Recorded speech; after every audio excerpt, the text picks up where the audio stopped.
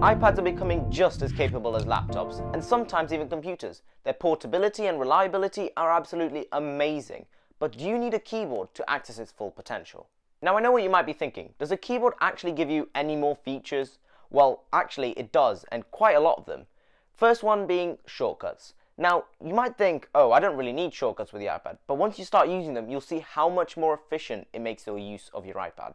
On any application, if you hold down the command button, it'll show you all the shortcuts that you can use, and there are a lot, especially on Apple apps. It allows you to swap between apps really easily and quickly, no matter which one you're on. And even on certain keyboards, you can control the volume, turn brightness up and down, as well as turn off the iPad screen. And for a lot of people, you're probably used to using a laptop keyboard, and if you are, using this on an iPad would make you type much, much faster. On certain keyboards, you'll even have the trackpad. Now, this is one of the best features, in my opinion, for the iPad, as it makes it so much easier to use rather than constantly having to type, put your hand up, type, put your hand up. It makes it feel a lot more like a normal laptop. If you already have a Mac, all the gestures you're used to on the Mac are the same on the iPad, so that makes transitioning really, really easy.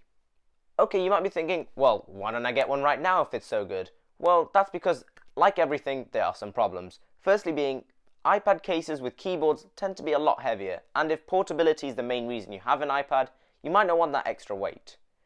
It also takes up more space on a desk. If you imagine a regular case, it just takes up a tiny bit of space, but then having a keyboard extending out of the iPad as well takes up a little bit more room.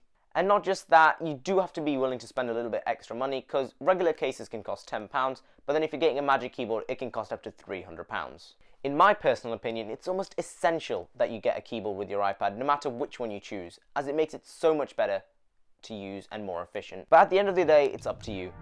Let me know what you're going to pick down in the comments below. If you enjoyed that video, please leave a like and subscribe. Thanks for watching.